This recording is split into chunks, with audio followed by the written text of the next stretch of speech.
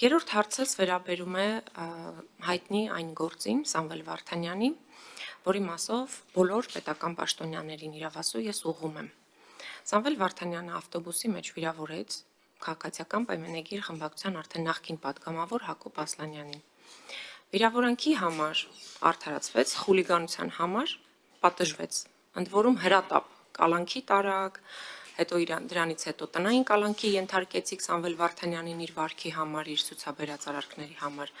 բայց Սամվել Վարդանյանին խոշտանգելու, ծեծելու, նսեմացնելու նրա արժանապատվությունը, բռնության ենթարկելու մասով այդ գործը ոչ տեղից չի շարժվում։ 1 տարի քննություն է գնում։ Օրեր առաջ ես նույն հարցը տվեցի քննչական ծառայության ղեկավարին, ասում է քննություն է գնում։ Մի տարի քննում են ու նույնիսկ չասեց, որ գործով կան մեղադրյալներ։ Տիկին դատախազ, դուք Հայաստանի Հանրապետության Սահմանադրությամբ օրինականության երաշխավորն եք բոլոր գործերի նկատմամբ։ Այսինքն այն գործողությունները, որոնք որ իրականացնում է քննչական ծառայությունը, դրա օրինականության պատասխանատուն առաջին հերթին դուք եք։ Իհարկե դուք իրենցից եք պահանջում։ Այնուամենայնիվ, հիմա որքանով է օրինական, որ 1 տարի շարունակ այդ զինված բանդիտները, ովքեր որ մահակներով զինված են եղել, դիմակավորված Երևանի բանուկ թաղամասում հարձակվել են ոստիկանների հսկողության տակ գտնվող քաղաքացու վրա, խոշտանգել ծեծել են ու ոչ մեկ չգիտի ովքեր էին, չեն կարողանում բացահայտել։ Էսա օրինական քննությունը։ Եվ վերջին հարցս, որ էլի ուղղել եմ նաև քննչական ծառայության ղեկավարին, դուք մոտ 1 ամիս առաջ եկաք ազգային ժողով մեր գործընկերներից 2 հոգու անձեռնամխելիությունից զրկվեցին մեր 2 գործընկերներ ձեր միջնորդության հիման վրա եւ հիմա մենք ունենք մի իրավիճակ, որ երկար ձգվող նախաքննությունը ըստ էության խոչընդոտում է падգամավորի գործունեությանը։ Падգամավորի ելք ու մուտքը արգելվում է,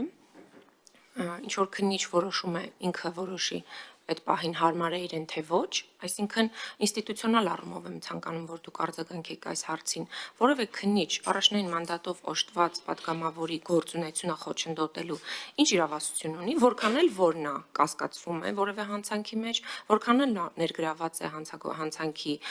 մեջ որևէ դրվագով եւ անկախ ամեն ինչից կա անմեղության կանխավարկած եւ կա նաեւ ժողովրդին մանդատի իրացման խնդիր։ Այս շահերի Այս դեպքում շահերի բախում չի, բայց բուն իմաստով գործողությունը հենց այդ բախման մասով ես ուզում եմ դուք ինստիտուցիոնալ պատասխան տաք, ինչու կարող է խոչընդոտվել падգամավորի գործունեությունը որևէ քննիչի կողմից։ Շնորհակալություն։ Խնդրեմ դին գլխավոր դատախազ։ Սամվել Վարդանյանի մասով տիկին Թովմասյան, այստեղ ինստիտուցիոնալ մի խնդիր կա, որը կցանկանայի նաև այդ հարցը բարձրացնել։ Մենք դեռևս չենք ստացել փորձաքննությունների եզրակացությունները։ Եվ այս ձգձգվող փորձաքննությունները շատ հաճախ այդ ինձ ուղղված սուր հարցադրումների պատճառներն են եւ ձեր կողմից նշված վարույթն էլ դեռևս 2 առանցքային փորձաքննություն կա, որի եզրակացությունը ստանալուց հետո նոր հնարավոր կլինի ամբողջական պատկերացում կազմել եւ հարցադրումներին պատասխանել։ Ուստի այս առումով երբ որ կստանանք եզրակացությունները կկարողանանք արդեն մենք էլ եզրահանգումներ անել եւ դրա վերաբերյալ նաեւ հանրային տեղեկատվություն փոխանցել, հաշվի առնելով հարցի կարևորությունը եւ հանրային հետաքրքրությունը հարցի նկատմամբ,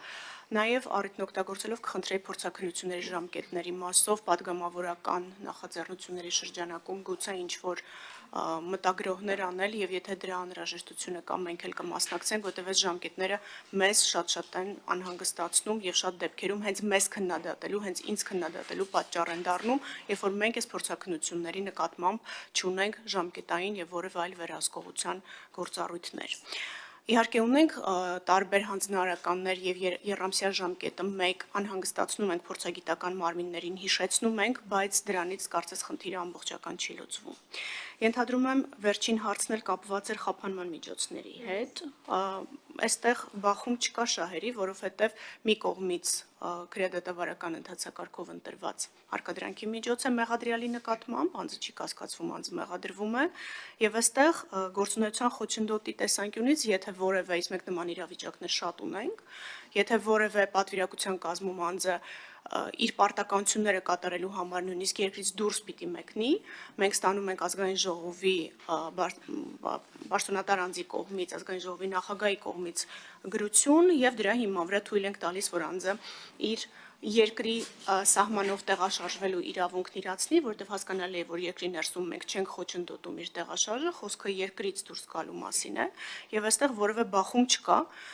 ասածս շատ հեշտ է ստուգել, բավարար է նայել օրինակ պատգամավորներից Արմեն Գևորգյանի գործողումների ժամանակացույցը եւ իր նկատմամբ ընտրված խափանման միջոցը յուրաքանչյուր դեպքում դատախազություններ չի խոչընդոտում։ Պես որ այստեղ կարծում եմ մենք գործունեության խոչընդոտի մասով մի փոքր թյուրըմբռնում ունենք, մենք չենք խոչընդոտում, մենք պատշաճ վարքագիծն ենք ապահովում մինչ դատական վարույթում եւ գործը չի ձգձգվում, Տիկին Թովմասյան առաջիկամ կուղարկվի դատարան 20 օր առաջ եմ եղել ազգային ժողովում։ Կարծես ոչինչ չմոռացա, չէ՞։ Սամվել Վարդանյանի մասով։ Ես չգիտեմ դուք ինչ քննություն եք, ինչ փորձաքննության մասն է խոսքը, ես ունեմ լուսանկարներ, կարող եմ ձեզ ցույց տալ, որ իրեն ծնկաչոք, Տիկին դատախազ, ծնկաչոք խոտերի վրա են նստացրել։ Հա։ Այսինքն ակնհայտորեն ծնկաչոք վիճակում նսեմացրել են իրեն, տաբատը իջեցրել են, թքել են վրան, ծեծել են, խոշտանգել են, այսինքն դրա ինչը պիտի էլ փորձաքննվի, դրա մասով ինչ անհասկանալի բան կա, որ մինչև հիմա մի տարի շարունակ Երևանում գործող բանդիտները չեն բացահայտվում։ Դա հանցախումբ է եղել ակնհայտորեն։ Եվ այդ հանցախումբը գործել է ազատ, բանուկ մասում։ Շնորհակալություն։ Խնդրեմ գլխավոր դատախազ,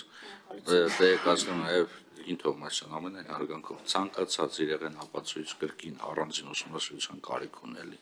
անկախ նրանից ինչպիսի էմոցիոնալ տպավորություն ենք առաջացնում։ Խնդրեմ։ Շնորհակալություն, Տիկին Թովմասյան, ձեր նշած հենց Տաբատը կա, տաբատի նկարը կա։ Պարոն Մենասյան, խնդրում եմ, ես ձեզ հնարավորություն կտամ եւ հարցի եւ ելույթի։ Չէ, ելույթ չեմ ուզում։ Ելույթ արժեմ, բա ամբիոն